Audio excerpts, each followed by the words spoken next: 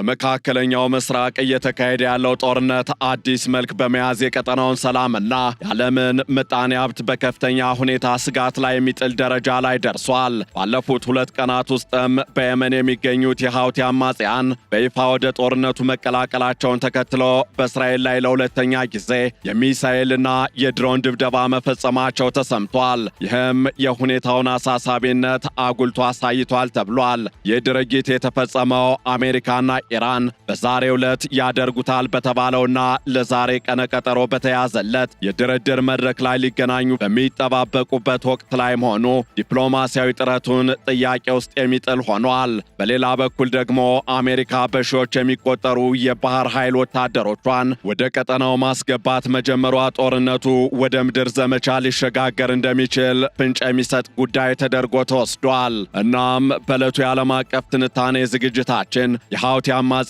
ቡድን ጦርነቱን በይፋ መቀላቀሉ በቀይ ባህር የንግድ መስመርና በነዳጅ ዝውውር ላይ የሚኖረው ተጽዕኖ፣ የእስራኤል የመከላከል አቅም እንዲሁም ይህ የሃውቲ ጦርነቱን በይፋ መቀላቀል ይደረጋል በተባለው የአሜሪካና የኢራን የድርድር ሁኔታ ላይ ምን አይነት ተጽዕኖ ሊያሳድር ይችላል የሚሉትንና ተያያዥ ጉዳዮችን ልንመለከት ወደድን። ከዓለም አቀፍ የትንታኔ ዘገባ ዝግጅቱ ጋር ታሪኩ ጋሹ ነኝ።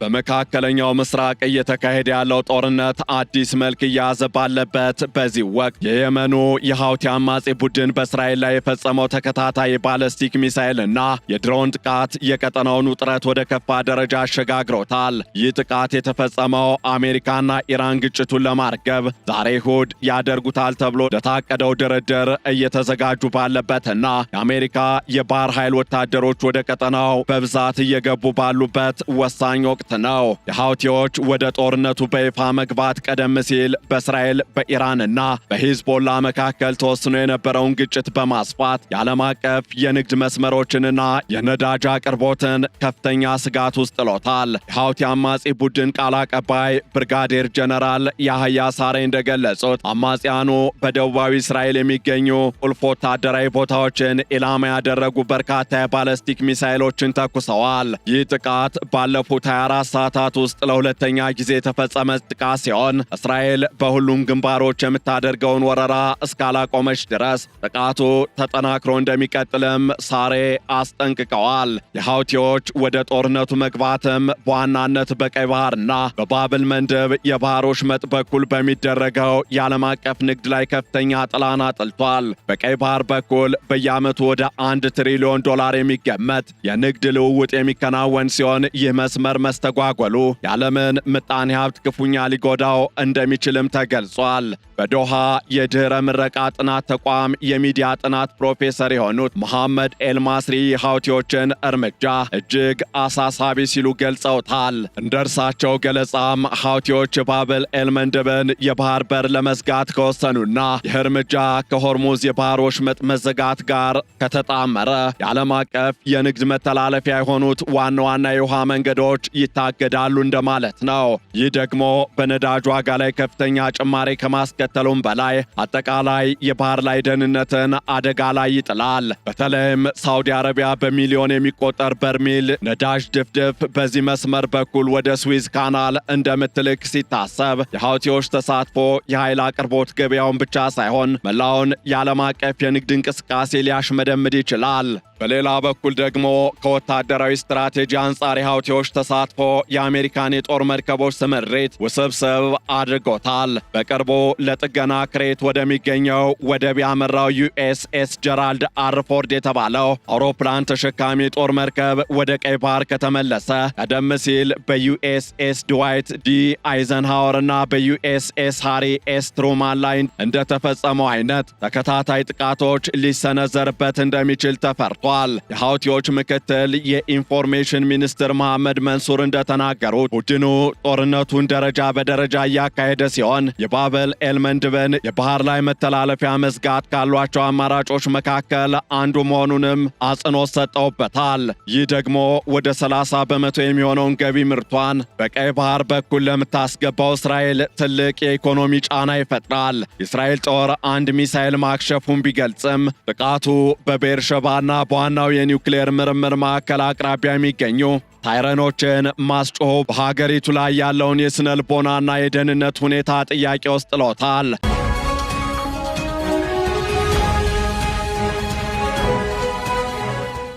በሌላ በኩል አሜሪካ በቀጠናው ያላትን ወታደራዊ አቅም በከፍተኛ ሁኔታ እየገነባች ትገኛለች። የአሜሪካው ማዕከላዊ እዝ ወይም ሴንትኮም እንደገለጸው ከሆነም 3500 የሚጠጉ የባህር ኃይል ወታደሮች በዩኤስኤስ ትሪፖሊ መርከብ አማካኝነት ወደ መካከለኛው ምስራቅ ደርሰዋል። በተጨማሪም ከ82ኛው ኤርቦርን ዲቪዥን ወይም አየር ወለድ ዲቪዥን የተወጣጡ በሺዎች የሚቆጠሩ ወታደሮች ወደ ቀጠናው እንዲንቀሳቀሱ ትዕዛዝ ተሰጥቷል። ዋሽንግተን ፖስት እንደዘገበው ከሆነም ፔንታጎን በኢራን ውስጥ ለሳምንታት የሚቆይ የምድር ላይ ዘመቻ ለማካሄድ እየተዘጋጀ ሲሆን ይህም ልዩ ኃይሎችን እንደ ተራ እግረኛ ወታደሮች ያካተተ ወረራ ሊሆን እንደሚችልም ተጠቁሟል። ምንም እንኳን የአሜሪካው የውጭ ጉዳይ ሚኒስትር ማርኮ ሩቢዮ አሜሪካ ግቧን ያለ ምድር ጦር ማሳካት ትችላለች ቢሉም ወታደሮቹ በብዛት ወደ አካባቢው መሄድ እንዲሁም በሳውዲ አረቢያ በሚገኘው የፕሪንስ ሱልጣን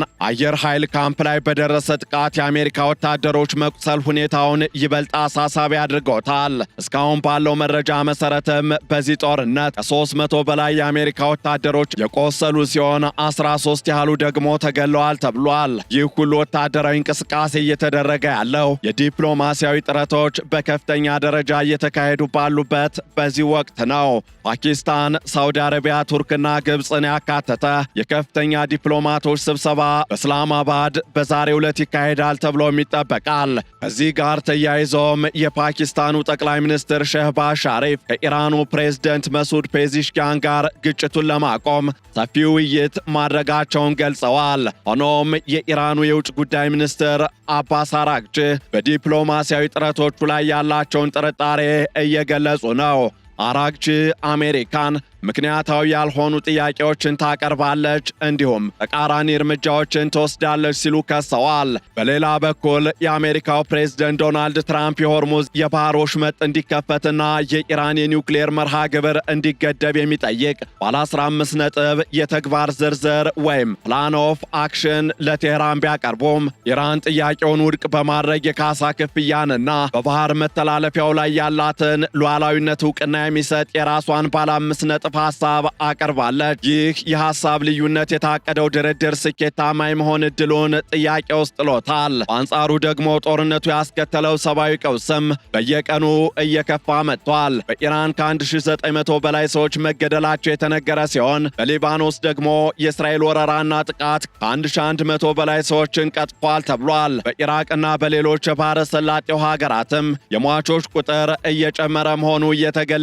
ይገኛል። በዌስት ባንክና በጋዛ ያለው ሁኔታም እንዲሁ አሳሳቢ ነው። የዩክሬኑ ፕሬዝደንት ቮሎዲሚር ዘለንስኪ በቅርቡ በቀጠና ያደረጉት ጉብኝትና የድሮን መከላከያ ድጋፍ ለማድረግ ያቀረቡት ጥያቄ ግጭቱ ከቀጠናዊ ዳር አልፎ ዓለም አቀፋዊ ይዘት እያዘ መምጣቱን አመላካሽ ተደርጎ የሚወሰድ ሌላኛው የዚህ ወቅታዊ ሁኔታ ገጽታ ተደርጎ ተወስዷል።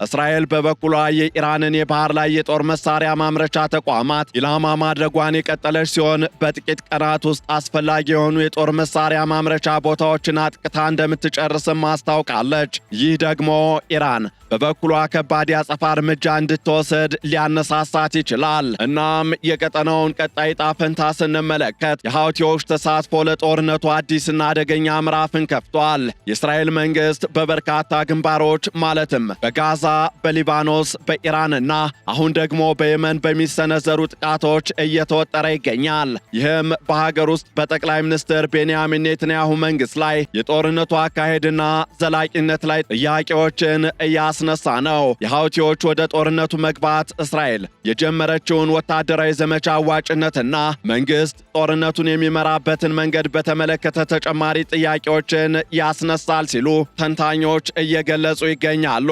እስራኤል ለሐውቲዎች ጥቃት ያጸፋ እርምጃ መውሰዷ የማይቀር ሲሆን ይህ ደግሞ ቀይ ባህርን ወደ ሌላ የጦር አውድማነት ሊቀይረው ይችላል። በሌላ በኩል ደግሞ የመካከለኛው ምስራቅ ጦርነት የወደፊት ዕጣ ፈንታ ዛሬ በፓኪስታን እስላማባድ በሚካሄደው ድርድርና አሜሪካ በምድር ላይ በምትወስደው እርምጃ ላይ የተንጠለጠለ ይመስላል። የሐውቲዎች ተሳትፎ የንግድ መስመሮችን በመዝጋት ዓለም አቀፍ ጫና ለመፍጠር የታለመ ቢሆንም ይህ እርምጃ ቀጠናውን ወደማይወጣበት ቀውስ ሊከተው እንደሚችልም እየተገለጸ ነው። የነዳጅ ዋጋ መናር፣ የግብርና ምርቶች አቅርቦት መስተጓጎልና የአየር ጉዞ መቃወስ ቀድሞውንም ዓለምን እየፈተኑ ይገኛሉ። የሐውቲው ጀነራል ያህያ ሳሬ ጥቃቱ የታለሙ ግቦች እስኪሳኩ ድረስ ይቀጥላል ማለታቸውና አሜሪካ ሲኦልን እከፍታለሁ የሚል ማስፈራሪያ መሰንዘሯ የዲፕሎማሲው መንገድ ምን ያህል ጠባብ እንደሆነ አመላካሽ ተደርጎ ይወሰዳል። ግጭቱ በድርድር ካልተቋጨ በሚቀጥሉት ሳምንታት የምድር ላይ ጦርነት ሊጀመር የሚችልበት ዕድል ከፍተኛ በመሆኑ ዓለም አቀፉ ማህበረሰብ ስጋት ውስጥ ወድቋል። ሰላም ለማምጣት የሚደረጉ ጥረቶች ከኢራንና ከሐውቲዎች ጽኑ አቋም እንዲሁም ከእስራኤል የአጸፋ እርምጃዎች ጋር ተጋጭተው ውጤት አልባ ሊሆኑ የሚችሉበት አጋጣሚም ሰፊ መሆኑ እያሳሰበ ይገኛል። እናም የሐውቲዎች ሁለተኛው ዙር የሚሳኤል ጥቃት በመካከለኛው ምስራቅ ያለውን የጦርነት ስፋትና ውስብስብነት ከፍ አድርጎታል። ጥቃቱ በቀጥታ በእስራኤል ላይ ያነጣጠረ ቢሆንም ትልቁ ሰለባ ግን የዓለም አቀፍ ንግድና የኃይል አቅርቦት ደህንነት ነው። አሜሪካ ወታደራዊ አቅሟን እያጠናከረች ባለችበትና ኢራን በድርድር ጠረጴዛው ላይ ጥንካሬን እያሳየች ባለችበት በዚህ ወቅት የሐውቲዎች ተሳትፎ ለቀጠናው ሰላም ትልቅ እንቅፋት ሆኗል። የወደፊቱ ጊዜ የሚወሰነውም በታቀደው ድርድር ስኬትና ወታደራዊ ኃይሎች በሚያሳዩት ራስን የመግታት ወይም የማቀብ ችሎታ ላይ ነው። ሆኖም አሁን ያለው ተጨባጭ ሁኔታ የሚያሳየው ጦርነቱ ከመብረድ ይልቅ ይበልጥ ወደ ተባባሰና ወደ ተስፋፋ ቀውስነት እየተሸጋገረ መሆኑን ነው። ይህም ለምጣኔ ሀብቱም ሆነ ለሰብአዊ ደህንነት አስከፊ መዘዝን ሊያስከትል ይችላል። እስራኤል ለሐውቲዎች ጥቃት የምትሰጠው የአጸፋ እርምጃና አሜሪካ ልትጀምር ያሰበችው የምድር ላይ ዘመቻ የጦርነቱን ቀጣይ አቅጣጫ የሚወስኑ ወሳኝ ኩነቶች ይሆናሉ። በአጠቃላይም የመካከለኛው ምስራቅ ወቅታዊ ሁኔታ በከፍተኛ ፍጥነት ወደ ከፋ ደረጃ እየተሸጋገረ ሲሆን የሐውቲዎች የሁለተኛ ዙር የሚሳኤል ጥቃት እስራኤልን ብቻ ሳይሆን መላውን የዓለም ንግድ ስርዓት ኢላማ ያደረገ ይመስላል። የአሜሪካ ጦር ወደ ቀጠናው መትመምና በኢራን ላይ የታቀደው የምድር ላይ ወታደራዊ እርምጃ ጦርነቱ የረዥም ጊዜ ቆይታ ሊኖረው እንደሚችል ፍንጭ የሚሰጥ ድርጊትም ሆኗል። ዲፕሎማሲያዊ ጥረቶቹ በጥርጣሬና በቅድመ ሁኔታዎች የታጠሩ መሆናቸው ደግሞ ለቀውሱ አፋጣኝ መፍትሄ ማግኘት እድሉን እያጠበበው ይገኛል። መጪዎቹ ጥቂት ቀናት በድርድር ጠረጴዛው ላይ የሚደረጉ ውይይቶች ይሳካሉ ወይስ የጦር አውድማው ይበልጥ ይሰፋል የሚለውን ጥያቄ የሚመልሱ ይሆናል። እስካሁን ባለው ሂደት ግን የጥይት ድምፅ ከዲፕሎማሲው ቃል በላይ እየጎላ የመጣበት ሁኔታ እየተንጸባረቀ ይገኛል። የሐውቲዎች መግለጫ እንደሚለውም ጥቃቱ ግቡ እስኪሳካ ድረስ ይቀጥላል የሚለው ዛቻ በቀጠናው ላይ የተደቀነውን የጥቁር ደመና ነጸብራቅ ቁልጭ አድርጎ የሚያሳይ ሆኗል። ይህንን ዓለም አቀፍ ትንታኔ ስናዘጋጅ ኤፒ ኒውስ፣ ዘጋርዲያን፣ አልጀዚራና ሮይተርስን በዋቢነት ተጠቅመናል።